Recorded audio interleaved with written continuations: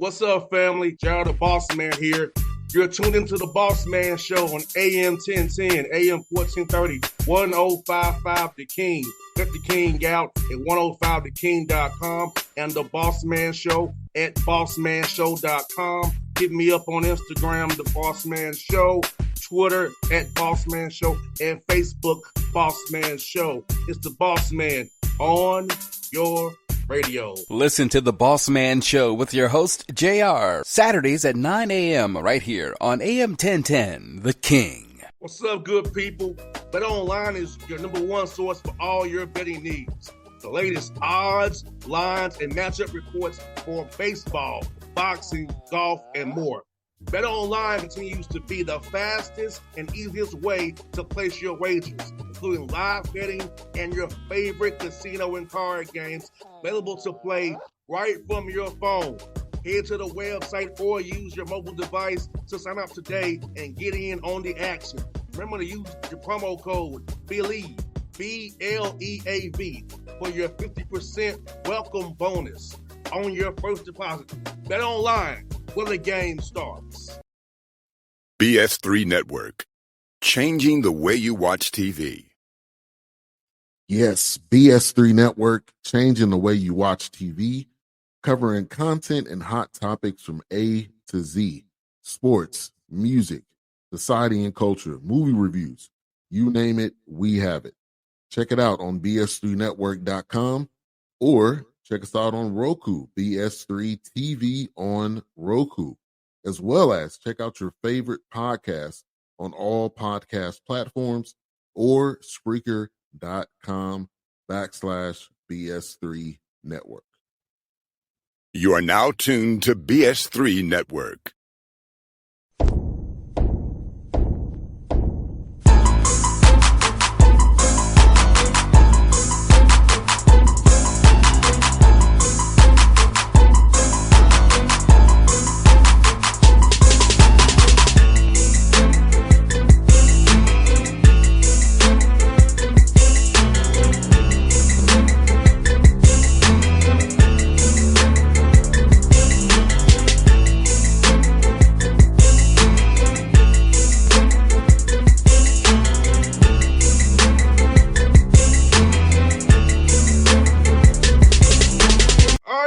Back on the Bossman Show here with Coach Blaine McCorkle here, the Northwestern State Demons out of South Southland Conference. Coach, good to see you, man. How things down there with you guys in Louisiana right now? Yeah, appreciate you having me. Things are good. It's summertime. Guys are back here working out, running, and you might hear some whistles behind me. Our strength coach is out there working right now. So it's that time of year, man. Football is not far away. So exciting times. I hear that, man. Let me ask you, man, coming down there, man, in Northwestern State, man, coming take over a new program, man. So how's it been so far getting to meet the players, build those bonds, build relationships with the guys is very important and kind of setting the tone for the culture you want to have there going forward? Yeah, it's been great so far. It's this is a place and a group of young men that I think is hungry for something new and different, and it hasn't been easy. This program has been through a lot, in the last year, with having to shut down the season and losing a teammate and all the things that these guys went through last year. So, one thing that I really said when I first got here and meant was, I wanted to come help. I want to come help with part of that healing process, one.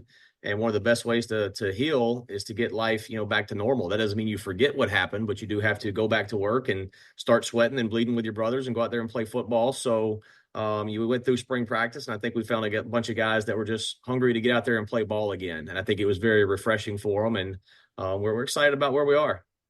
And Coach McCorkle, let me ask you this, man. For you, man, how much are you putting in team stuff right now in the spring and summer versus just trying to get guys individually better in their position groups and in their rooms and just get them bigger and faster and kind of maybe install more come fall camp period in July coming up?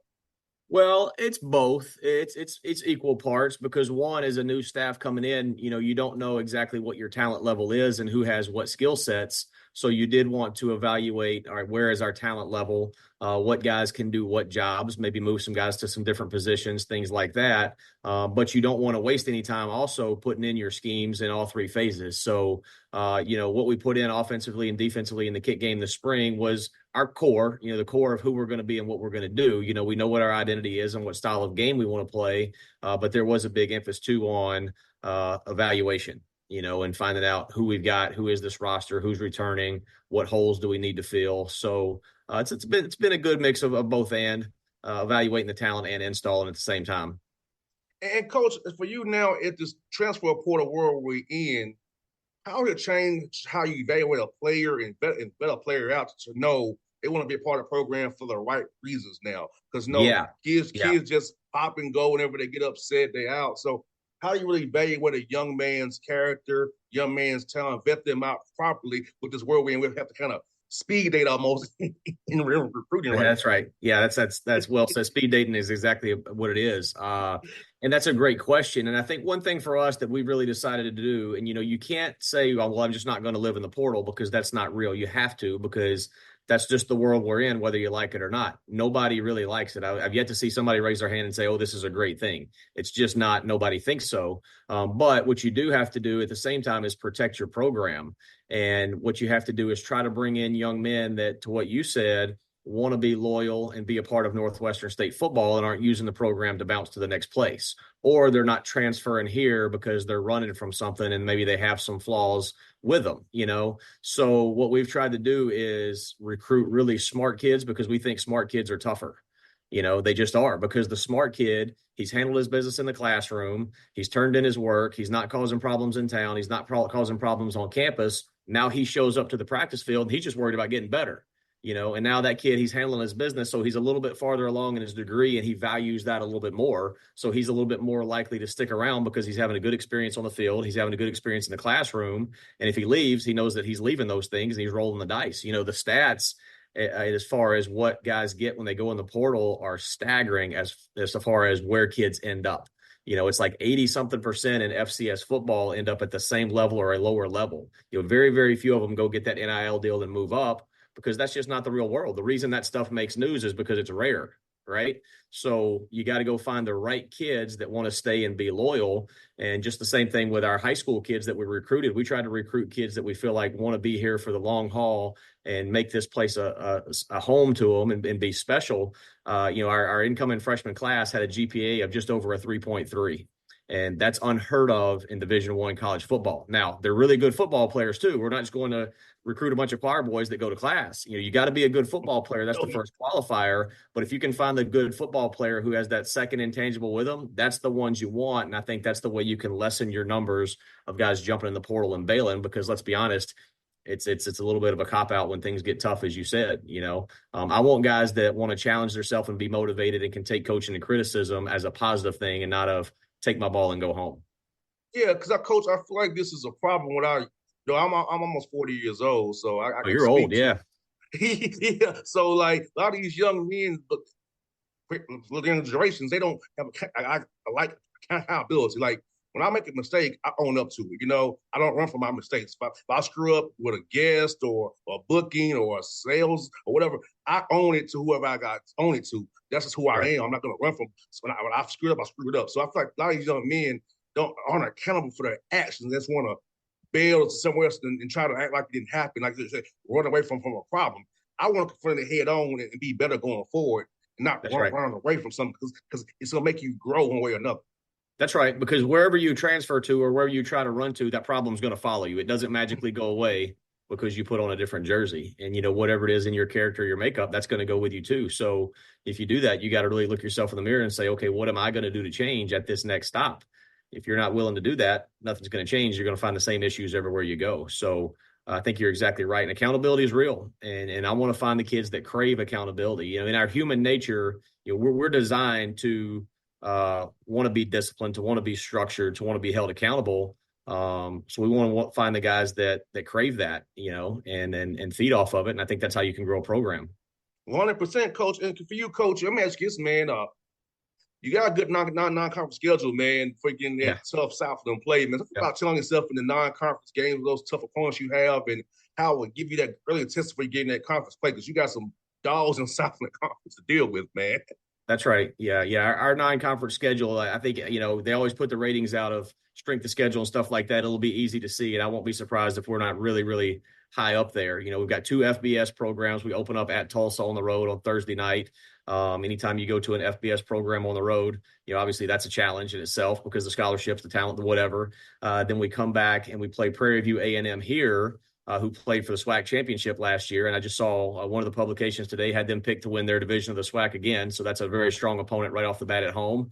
Then we turn around and play a second FBS program in South Alabama, who is salty, as we know. That's a good football team. That's a really good physical football team that does some good things. Then we come back here and play Weber State, who is a perennial playoff team. Then we go to Southeast Missouri, who year in, year out, is towards the top of their conference. So there's no gimmies in the non-conference schedule, that's for sure. And then we dive right into conference play with our old rival coming back into the conference with Stephen F. Austin. That'll be our conference opener. So we're not easing into anything, that's for sure. But we're excited about it. If you're a competitor, you want to be challenged, you want to play good teams, and that's what we're going to do. Yeah, man. And Coach, that would get fired me up, man. Like, I'm challenging myself early. I want to see whose work really paid off in the summertime here in the spring. That's right. Yep. It's really going to show whose work paid off. Then it's going to give you that barometer where we have to go. That's right. That's right. Yep. So it'll be here soon. I think we're like 84 days from kickoff right now, so it's winding down fast. 100%, Coach. Excuse me, man. Coach, for you in your playing career, man, in your journey, when did you decide to join to get into coaching, man? I was interested to know when you guys finally got the bug to want to coach and give your life to these young men and helping them out. Yeah, I don't think I've ever thought of myself doing anything other than coaching. My whole life, I think I always knew I'd have a whistle around my neck. I grew up in it. My dad was a college coach growing up. I tell people I'm 48 years old and I've been in college football for 48 years. I mean, and that's true. I've truly been around it since birth, and I don't think I can imagine myself ever doing anything else. You'd mentioned that you talked to my cousin up at Dartmouth there, and same thing. My dad, his uncle, he kind of watched him and got into it. And then I think we got 4 college football coaches in our family, and myself, my cousin there at Dartmouth. My dad was a college football coach, retired forever there now. And then we've got another cousin, George Litton, lives in North Carolina, and he was a college coach forever. He's in his 80s now. So it's a little bit the family business. It's kind of what we do. So, and honestly, people ask me all the time, what would I do if I wasn't coaching? I have no idea. I can't imagine life without college football. It's a wonderful game. It's a beautiful game. And the things that it gives you off of the field too, there's nothing like it. And the opportunity to invest in young men, it's a pretty cool deal. I say all the time, I believe that God puts a call on everybody's life. And I believe that my call is to grow men because, you talked about it a minute ago about the generation and lack of accountability. And I think we're lacking that in today's society. So if I feel called to grow young men and to be what God called them to be, and I love this great game of football, why would I not put the two together and take it as an opportunity to grow men that the society is proud of and are going to make a difference someday? So, I don't ever see myself doing anything else. No doubt, Coach. And that goes for me, man, Coach, thing about football I love is my teammates and the camaraderie. Thing about on the radio is I can talk to guys like you every day and have camaraderie with you all. I still get to have that kind of that rush still. And now on the field with you all, like to talk to every day about football. So me, that still gets my juices flowing. But I miss the part of being with the guys, those funny things in the showers, locker rooms that you remember, or practices where somebody goofed off and acted a fool. Those are the memories that you keep at home, go to the homecomings, and when you get together, just go and hang out with your teammates. I mean, that's part of the game I love, the camaraderie and the friendships that you build from this great game of football. That's right. Yeah, there's nothing like it. And then, I don't know where else in society young men can truly get that, in this day and time. So, it's one of the last great strongholds of manhood in society today. I think we gotta hold on to it and protect it with all we can. Yeah, Coach, like you said, Coach, for me, Coach, I tell everybody, I say football and baseball taught me diversity. You know what I'm saying? So it taught me different from our different backgrounds where it didn't matter who we were. It was just, we got on the same uniform. We want to beat these guys today. It was so pure, Coach. It's like, why can't we be this way in the world? Because that's all I've known. Football taught me different backgrounds from country, poor, city, whatever. Football and baseball taught me that as a kid. It's always been in my life. So I was like, why can't we just apply this football and baseball element to this the real world? Yeah, that's exactly right. There's a great video. Bill Curry, who used to be the head coach at Alabama and Kentucky and Georgia Tech. You probably know him. You're there in Atlanta. I do know him, yes. Has a great video on YouTube that everybody ought to look up. It's called The Huddle. If you just look up The Huddle by Bill Curry, it describes perfectly exactly what you're talking about, and how, if everybody in society could just spend one day in a college football huddle, the world would probably be a better place, because you realize, all the things that we let divide us and nitpick each other about, they don't matter. They don't matter. All you care about when you get in that huddle is, lining up with your brother and going to work for a common cause, and all the other stuff goes away. So I wish everybody could experience it just for a little while. 100%, coach. And for you, coach, man, as you meet these guys, man, how's it been fun to go out and build rapport with these guys? Because I know it's one thing for me when I was on a team is building that rapport. So for you, man, how fun was it to build rapport with these young men and get them to buy into you and your culture and your staff? Because that's so important today with the sport thing, is that the guys trust you and they really know you invested in them fully. And then not just on their end, it's like a transaction per se. Is that Coach McCorkle really loves me for me, not because I'm a number one. Yeah. That takes time and it takes work, and that's not easy. And I think when we first got here in December and January, started having some meetings, I think there's a few days where these guys kind of looked at me like, all right, who is this guy? What's he really talking about? Because we came in strong. We didn't want to ease into anything, because if you ease into something, you can never get it back. No so doubt. We know exactly who we are, what the standards are, what our culture is going to be. But it was neat over the course of the semester in the spring to watch them slowly, one by one, be like, all right, that's starting to make a little sense. Or I'm starting to buy into this. I'm starting to like it. And I think they've bought in as a whole probably a little bit quicker than maybe we thought they would. You always know when you go in, it's going to take time with any relationship. It takes time to grow trust and understanding, but they bought in pretty quick, and it's been neat to see. I was previously the head coach at Belhaven in Jackson, Mississippi, Division III school over there, and I was there 6 years, and we kind of went through the same process. The team there was really very similar to the team here in terms of recent success, talent, culture, academics. The whole thing were a little bit of a mess there, just like they are here. And I think the kids here actually bought in a little bit quicker than the kids back there did. And when I left Belhaven, I think that group of kids was as close and united as any group of kids I've seen in 26 years of college football. And it was really a special, special thing to see and watch develop.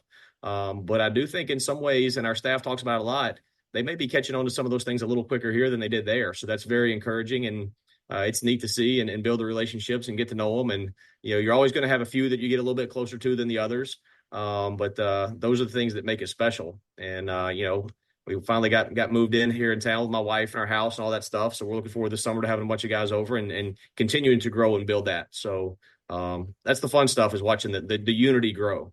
Oh, yes. And Coach, I asked you, man, last one I got for you, Coach, those long hours in the office, man, is building this roster out, building the staff out. What are some cool food spots in Natchitoches that you all kind of went to and ate up when you was trying to get things going for you guys, man? Yeah. So, all right, you're asking the $1 million question. We are in the state of Louisiana, right? So, yes. All right. So that's your first qualifier, is that the food's going to be good. And then when you talk about Natchitoches is a cool town. It's very touristy town, I guess you'd say. I think I think a guy on campus told me one time there's something like 60 bed and breakfast here in town. And then, the Christmas lights are big. So everybody comes in every weekend for the Christmas lights, and you'll have over 100,000 people show up for that. And it's a destination town for a small town. So with that's going to come a lot of food. You put that in the state of Louisiana, you got a pretty deadly combination. So I actually talked to my staff the other day in the staff meeting about summer rolling around. Some of them need to push back from the table a little bit because they're getting a little too comfortable here in Natchitoches. Yeah, they got to get through preseason too, right? But no, there's some good spots here. The meat pies here are incredible. This is the greatest meat pies in the world are in Natchitoches. I think in October we had the meat pie festival and everybody comes out, and but there's a spot out on the lake called Mariners that's top notch. There's a place downtown called Mayu's. There's a T. Johnny's is downtown. They got crawfish down there that's really good. I mean, you could go on and on and on with the restaurants here in town, and I'd miss somebody here in a minute, but this is a foodie town, no doubt. So you come to Natchitoches, we'll get you well fed. I promise you that. Oh, yeah, Coach, no doubt, man. I'm trying to make that happen for you guys, man. Because I told you off there, man, Rick is my buddy. I need to meet you today. Jason knows I love you guys. I've been you guys for years, man. So, man, the Demons are somebody I like. Man, I put them forks up for real, man. There you go. I hear you. Well, come on, we'll get you fed. But Coach, man, it was fun to talk to you today on the show, man. Get your number offline, man. We stay in contact with each other, man. So it was great to talk to you today. I love your energy, man. I'll be cheering for you, man. All right. Hey, thanks for having me. I appreciate your time. Anytime, buddy. All right. Take care. BS3 Network. Changing the way you watch TV. Yes, BS3 Network, changing the way you watch TV, covering content and hot topics from A to Z, sports, music, society and culture, movie reviews. You name it, we have it. Check it out on bs3network.com or check us out on Roku, BS3 TV on Roku, as well as check out your favorite podcast on all podcast platforms or Spreaker.com/BS3 Network. You are now tuned to BS3 Network. What's up, good people? BetOnline is your number one source for all your betting needs. The latest odds, lines, and matchup reports for baseball, boxing, golf, and more. BetOnline continues to be the fastest and easiest way to place your wagers, including live betting and your favorite casino and card games available to play right from your phone. Head to the website or use your mobile device to sign up today and get in on the action. Remember to use your promo code BELIEVE, BLEAV, for your 50% welcome bonus on your first deposit. Bet online where the game starts. What's up, family? Jared the Bossman here. You're tuned into the Bossman Show on AM 1010, AM 1430, 1055 The King. Check The King out at 105theking.com and the Bossman Show at bossmanshow.com. Hit me up on Instagram, The Bossman Show, Twitter at Bossman Show, and Facebook, Bossman Show. It's the Bossman on your radio. Listen to The Bossman Show with your host, JR, Saturdays at 9 a.m. right here on AM 1010, The King.